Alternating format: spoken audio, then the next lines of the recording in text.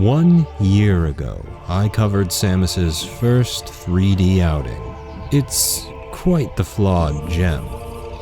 But what if I told you it only gets better?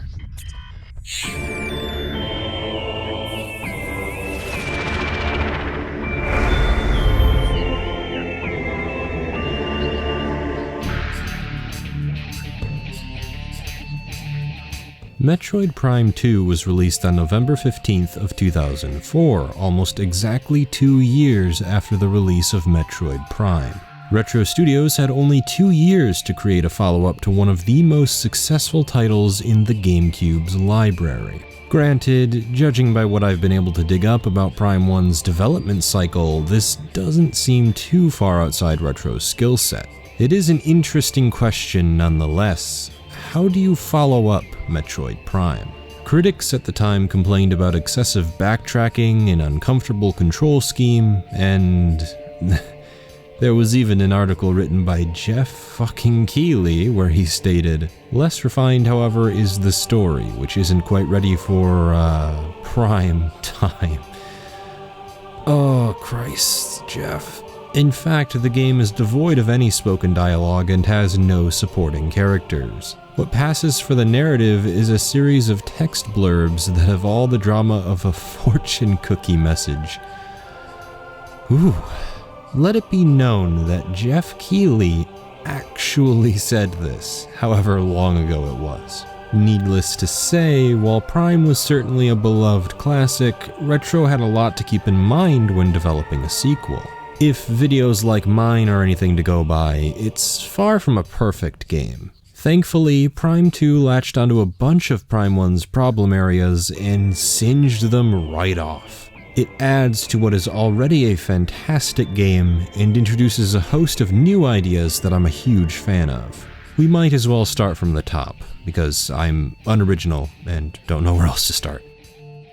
Samus receives a contract to seek out a group of Federation troopers who have gone missing. She travels to Aether, their last known location, and begins her search. What she finds surprised even me. Data logs detailing the slow decline of the troopers, reanimated corpses attacking Samus. I'm almost glad I didn't play this when I was younger, because it probably would have freaked me out. You're stuck in a dark cave reading data logs about the troops going crazy, and there's an unbearable silence accompanying an ominous music track.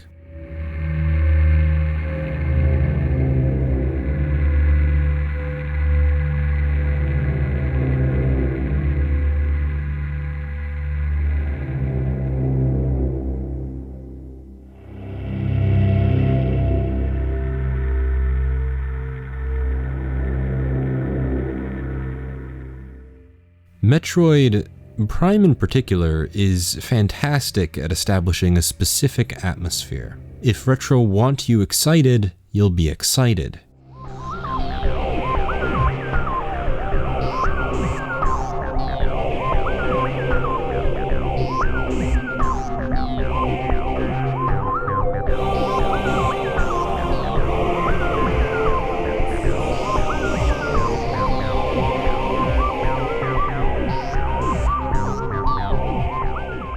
If Retro want you cautious, you'll be cautious.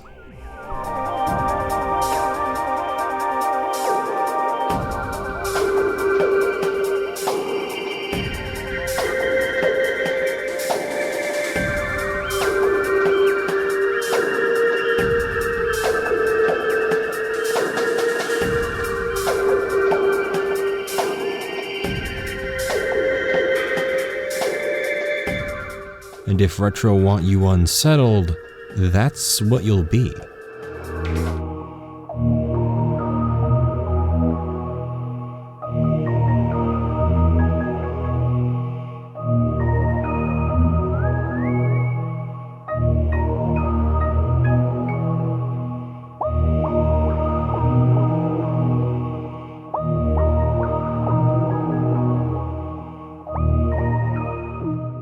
I think Prime 2 is better at delivering a thematically consistent tone. Prime is good at this too, but in terms of a streamlined message, I don't think it quite reaches. I remember making a passing comment about how, if it wasn't for my suspension of disbelief, I'd wonder how so many separate biomes exist in one area of the planet. Over time, this has evolved from a passing thought in the back of my head into a larger issue working against its tone. Prime offers a fantastic sense of visual variety as a result, but it kinda takes me out of the experience seeing a rainforest, some ruins, an ice cap, and a mining facility all bunched together. As I said, suspension of disbelief, it doesn't stop me from admiring Prime's aesthetic, but it does stop me from fully connecting with it. It doesn't help that one of my chief complaints with Prime is how readily it borrows from Super. Prime 2 offers much less in terms of visual variety, which is a common point against the game. Point Zero has a wonderful graph which he uses to contrast color choice in both Prime 1 and 2. By the way, he has excellent videos on both Prime and Prime 2 that you should check out. I'll have a link in the description. Clearly, Prime 2 favors darker colors, but more importantly, each of the major areas blend together. You can pick out key differences with a conscious mind, but you can't escape the bleak atmosphere it sets up. Where Prime offered respite, Prime 2 offers consistency. This is where it excels. There's too strong a desire to discuss visual elements of games in accordance with some rule of variety. Not every game must be vibrant or exotic to be compelling. It all comes down to what mood the visuals are fit to serve. Aether is a planet at war with another version of itself, Dark Aether. A race called the Luminoth were at peace until a meteor struck their home and created a separate dimension. Everything the Luminoth had built was destroyed, and half of their available energy was stolen by Dark Aether and the Ing. As a result, the Luminoth created machines to travel to Dark Aether, and a war waged between the two races. Aether is a planet in the midst of a dimensional flux, at war with itself, and was already toxic thanks to the damage of the meteor strike and the infestation of the Ing. It's no wonder areas like Torvus Bog are gloomy and foreboding. That Dark Aether is consistently depressing no matter where you are. It reinforces the Ing in Dark Aether as a massive threat to everyone on the planet. The Federation troops were annihilated, the space pirates fared no better, and the Luminoth are next on the chopping block. Samus is up against a threat she may not even understand the full extent of. She has to travel in a dimension that is sucking away at her life force, all while being handicapped after the Ing steal her upgrades and use them against her. She has several bouts with a dark version of herself, and now needs to worry about having enough ammo for her beam power-ups. Neither Samus nor the player get to forget about the threat until it's dealt with. I appreciate how Prime 2 portrays Samus. Prime didn't really do much of anything to convince me Samus had a character, but Prime 2 goes that extra mile by adding in more cutscenes. When I first saw dialogue, I was a bit weary, seeing as the strength of Prime was building a world without voices. What you learned through data logs, but in Prime 2, a lot of what you learn about the planet is given to you directly by the Luminoth. To get the full picture, you'll have to read all of their logs scattered across Aether, but the basic gist is given to you near the start. Watching Samus point her gun at a Luminoth and slowly lowering it when she realizes there's no threat, or seeing her willingly help a total stranger, or watching her body language when facing off with Dark Samus, or in possibly my favorite moment in any Metroid game, when she strolls off with a wave to the Luminoth, her job done. These scenes sell me on Samus as a character, which I've always had trouble with. In Super Metroid and Metroid Prime, I felt she acted a little too much like a blank slate. You knew she was a character, but she didn't have many opportunities to shine. I really enjoy when the Metroid games inject a lot of character into Samus, like the Zero Suit section in Zero Mission, or her thoughts in Fusion. One situation is development without words, showing Samus is just as capable without her suit, blowing up a space pirate mothership with only her measly laser pistol. Fusion dove into Samus's thoughts about her former SO, and she names the computer after him out of both a sense of respect and irony. She also comments on the SAX and many other story elements of that game, diving into a bit of Samus's personal philosophy along the way. Many people see the text as unnecessary, but I find the insight compelling, and it's handled much better than it was in Other M. Point is, Samus is a badass, but the games never fully sold me on it until the later games in the series, and they didn't have to be overly forced in their representation. Oddly enough, Prime 2 approaches world design in the same way 3D Zelda games structure some of their dungeons. You have the Great Temple in the middle, and the 3 key areas surrounding it in the shape of a triangle. Even though Prime had natural area layouts, it wasn't conducive to the gameplay makeup of Metroid. It suffered from excessive backtracking thanks to objectives that radically shifted from seemingly random points on the map. It works well like this in the 2D games, but the jump to 3D came with an increase in scale, making backtracking far more time-consuming. The space jump boots in particular are an egregious example, forcing you to travel back from Phendrana Drifts, through Magmoor Caverns, into the Talon Overworld, and then all the way back. There are a few instances of the same caliber throughout the game, and I never look forward to them. Admittedly, Prime 2 commits many of the same sins.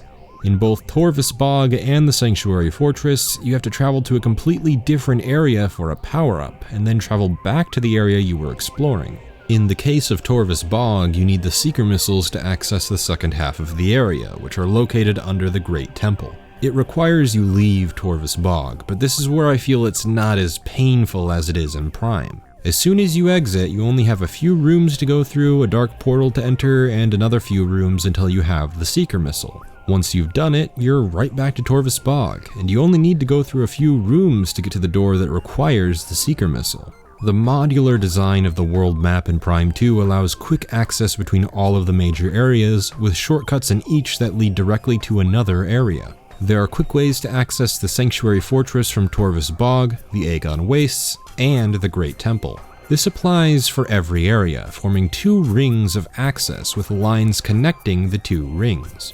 Do I concede that traveling from the Sanctuary Fortress to Torvus Bog for a power-up makes little sense? Absolutely. Is it better than Prime? You bet it is, especially since you can nab a bunch of new upgrades along the way that you couldn't access earlier. The best part is that designing the map like this never takes me out of the experience. You'd think having such a clean, streamlined map would run counter to the idea that Aether is naturally constructed. Here's the thing, everything you explore was man-made. Well, by the Luminoth, so I guess it's alien-made. They built each of their temples to surround the Great Temple and siphon energy to keep the planet hospitable. It's so easy to get around because the Luminoth wanted it that way. It's only so fucked up now because of the meteor, which is why areas like Torvus Bog are flooded and confusing. It takes the scale of the backtracking in Prime and condenses it into each of the areas. Instead of having many areas with a straightforward path but an overall confusing progression, Prime 2 takes Prime 1's confusing progression path and contains it within each individual area, outside of the 2 times it deviates from this progression for power-ups. In this, perhaps Prime 2 loses some of that natural flow present in Prime. This structured approach can sometimes feel like each of the areas are on a level select screen, much like the relationship between Zelda overworlds and their dungeons. Prime's progression path may have been unorthodox, but it also felt like a natural exploration of Talon 4 due to the map layout being less organized, and the objectives pushing and pulling you through several areas of the planet at any given moment. While I usually prefer a natural progression, Prime 2's map design is my preference in this case because it fixes so many of the progression problems I had with Prime, and in doing so, essentially eliminates backtracking altogether. You still technically backtrack, but I don't necessarily consider exploring each area to be backtracking, at least not on the same magnitude people discuss backtracking in Metroid.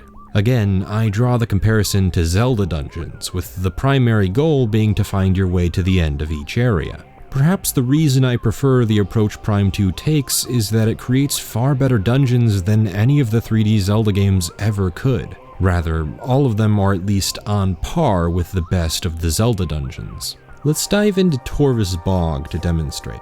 You emerge and find yourself in a lagoon. To your left is a save station. Underwater, there's a dark beam door. To your right is a light beam door, and straight ahead is a regular door. The light beam door and the regular door are both blocked off, so your only option is to head underwater and into the Great Bridge. Once here, there's a red door you can open and travel back to the lagoon. Through this path, you learn the location of a dark portal and open up a different path to the lagoon. It also opens the light beam path in said lagoon. Things start to take an interesting turn once you go through the light beam path. You find yourself in a circular room with a bomb switch outlined in red and a dark portal just across from it. Upon entering the dark portal, you can use the bomb switch to change the orientation of the bridge, in turn moving the bridge in the light world. While you can't progress in the dark world just yet, take note there are many doors you could enter provided you had the right power-up. There's a green and yellow door, both of which could lead somewhere interesting. For now, you go back to the light world, into the new door, and are spit back out into the Great Bridge. You activate a terminal, gain access to the bridge, and thus access to the upper level of the temple. Theoretically, you could enter from the blue door below the bridge, but you'd emerge to a green door that you can't open yet. Heading through the temple, you gain the ability to read more of the Luminoth alphabet, thus opening up more roadblocks. You also gain access to your super missiles again, allowing you to open green doors. From here, you travel back, gain access to a lower ring of the temple, and can open up a new pathway, eventually leading to a dark portal. Here's where things get tricky. You begin to travel backwards through the dark version of Torvus Bog, funneled back into the circular room with the movable bridge. Eventually, you reach the Boost Guardian and obtain the Boost Ball upgrade. At this point, where you go next is entirely up to your judgment. You've hit a brick wall in terms of progression, so you need to think about what you can now interact with. Right outside the Boost Guardian's room is a Torvus Bog key, one of the 3 needed to fight the boss of the area. With the Boost Ball, you can open up a shortcut back to the main portion of the circular room. When I reached this point, I had virtually no idea what I was doing, so I explored each and everything I could find. It proved beneficial because it got me several upgrades. Eventually, I finally got the hint that I needed to travel back to the Great Temple Grounds for a new power-up, a blemish on an otherwise good Zelda dungeon thus far. Once you have the Seeker missiles, you can explore the underwater section of Torvus Bog, which is where most of my praise sets in. This section is constructed in a ring, with 3 tunnels bridging the gap to a room in the middle of the ring. You emerge from the middle of the ring and need to find the remaining keys to the boss. This is where Echoes separates itself from many Zelda dungeons. Your objective is clear from the get-go, and it allows progression to appear more random. There's a key in this area that you can immediately see, but can't reach until you get the grapple beam. Not to mention, you can only get the keys in the Dark World, which is a nearly identical recreation of Torvus Bog with key changes to the level design such as new stage obstacles and missing progression paths. When you get a new item, you're forced to comb the area for new access points or secrets, and the area doesn't necessarily help you out like many of the Zelda dungeons. In the underwater section, you have 2 doors with portals in both rooms. You have to think about truly how many options you have here. You can take the left path, which can either loop back to the middle room, or you can access the Dark World, which has its own list of pathways. Going through both Light World paths will open a way to an even lower level in the middle of the ring, inside of which there's another portal that contains a dark key and a path to a new power-up. This middle section even has a full-fledged Dark World that you can only access by entering a dark portal in one of the rooms on the ring. I suppose you get the idea now. Your options gradually expand as you get further into the area, and your susceptibility to confusion could be your detriment. Progression is not the only aspect of these areas benefiting them. There are so many other considerations. Secrets are hidden just as well, and because you get so many more upgrades than you do in any Zelda game, there are a plethora of them to find. Prime 1 also handled this well, in that secret locations are hidden in clever ways, like the cracked floor glass on the way to the temple, which you can bomb and net yourself a hidden energy tank. Or a separate spider ball path with some tricky boost ball jumps to net yourself another energy tank. Or a series of tricky bomb jumps hidden above a normal morph ball section leading to yet another energy tank. Prime 2's higher difficulty creates a larger incentive to seek out said upgrades. Boss fights like Chika, Quadraxis, Emperor Ing, and even some of the Guardians are long, multi-phase fights. While they have very large health bars, unlike Thardus and Ridley, there's a lot more to consider during boss fights and Echoes. Quadraxis is one of my favorites. You start by taking out his legs, and you can only damage a leg if it's flashing blue, a property that transfers between legs every couple seconds. You also can't damage the legs until you've bombed all 4 of them in Morph Ball mode. Then it pops its head off, so you have to shoot the antenna in the middle with your echo visor, then destroy all 3 of the head's antennas. This catapults the boss into its final phase, where you need to stun his head, crawl up one of the spider ball tracks, then time a boost ball jump onto the head where you can bomb his weak points. This boss takes the same principle as something like Torvus or Wrigley, namely tacking on a huge health bar, but adds so much phase variety that it transforms the fight from a boring, weight-filled slog into one of the most hectic and creative boss fights I've ever seen. Quadraxis isn't a pushover either, because it fights back at every opportunity it gets. Its large model makes it harder to track, especially in the first phase when you need to take out its leg supports. It stomps around viciously and shoots huge lasers throughout the fight that stop you from shooting for a couple seconds, giving it ample time to leave its vulnerable state. No matter which phase you're on, it never lets up, and that's true for every boss. Amorbus is the closest comparison to something like Torvus, since his phase progression is fairly repetitive. However, it has so much more going for it, and in execution it reminds me of a better Flagra. The pattern's pretty easy. Shoot the worms burrowing out of the sand, shoot the horns off, get sucked into his mouth while you're in morph ball mode, bomb him, repeat again with 2 worms, then repeat a final time with 3 worms. Luckily, you have so much to deal with while you're weakening them. The fight takes place in the Dark World, before you get the Dark Suit.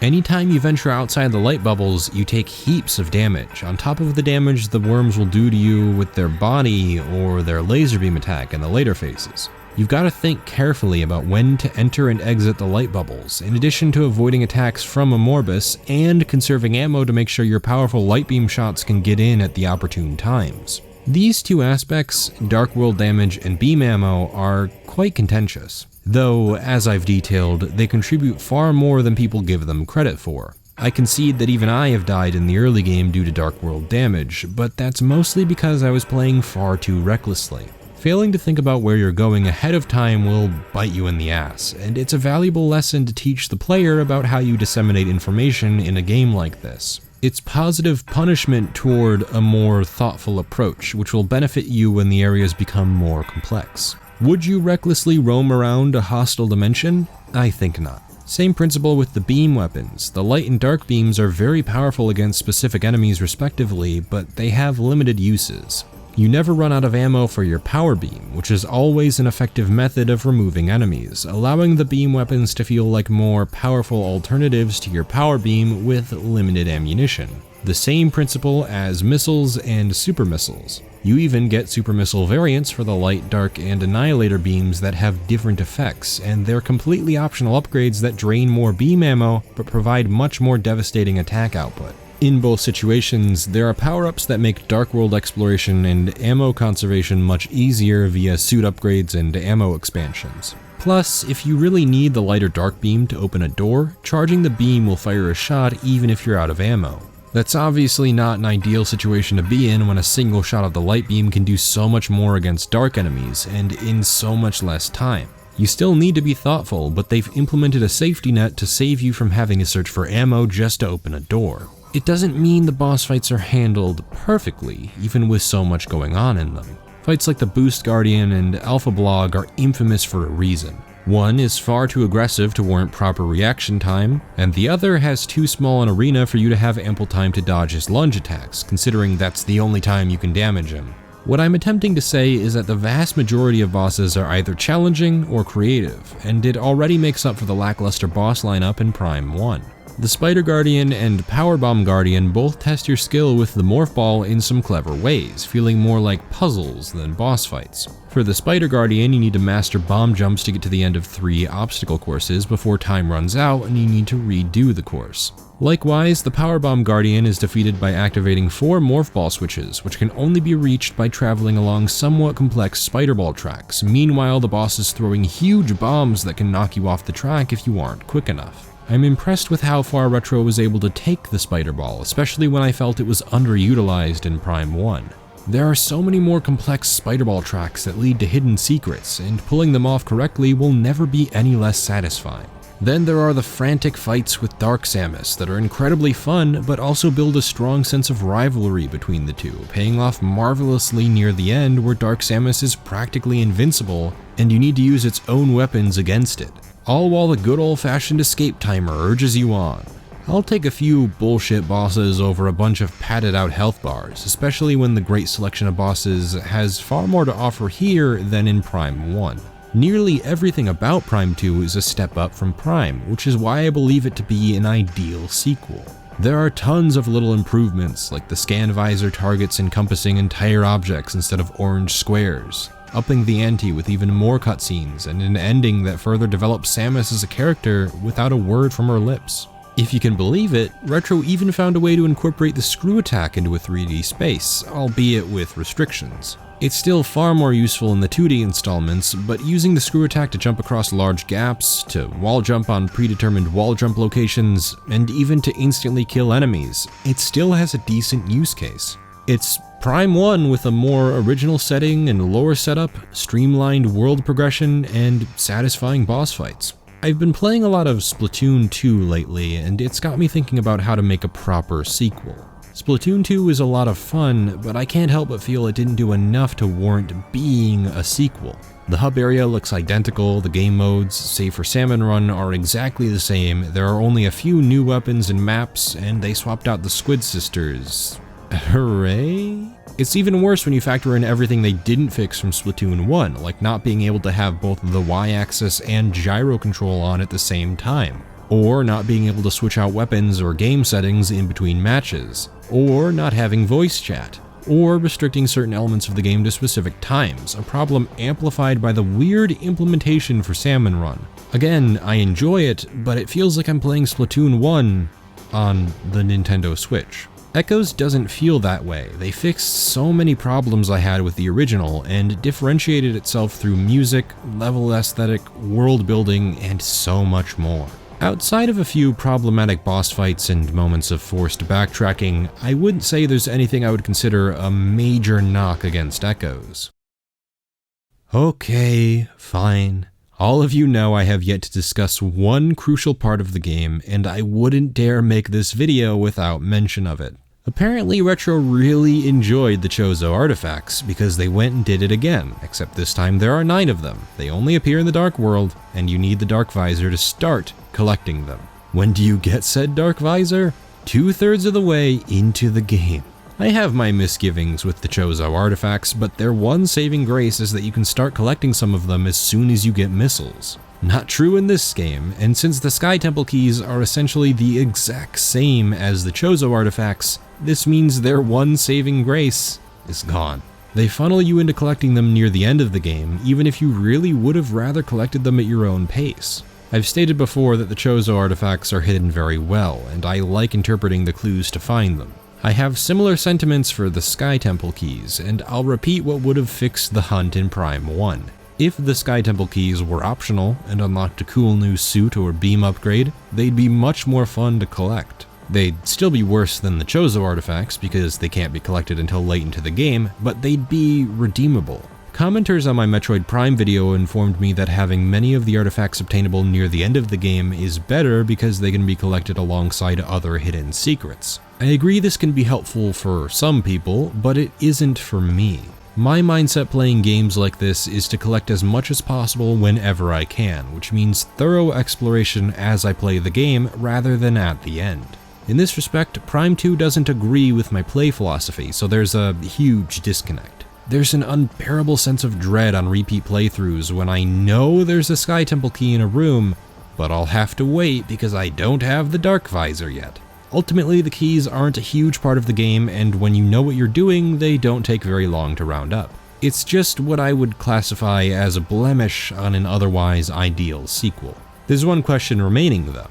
Which version of Prime 2 is the ideal sequel? Much like Prime, the trilogy version of Prime 2 has the superior aiming control. It's even more apt in Prime 2 because so many of the bosses have huge models, and their weak points are so high up that maneuvering the camera with the GameCube controller can get incredibly frustrating. Just watch this fight with Emperor Ring. I admit part of the reason the first phase of this boss feels janky is because the arena is far smaller than it should be, but take notice of my play habits here. It almost seems like I'm jerking around, trying desperately to lock onto one of the tentacles. The GameCube aiming control is fine for most other situations in the game, even the frantic ones, but not for such huge models where you need to tilt your screen so high up it hurts. This is a much easier feat in the Wii version, and I appreciate that. However, the same caveats apply.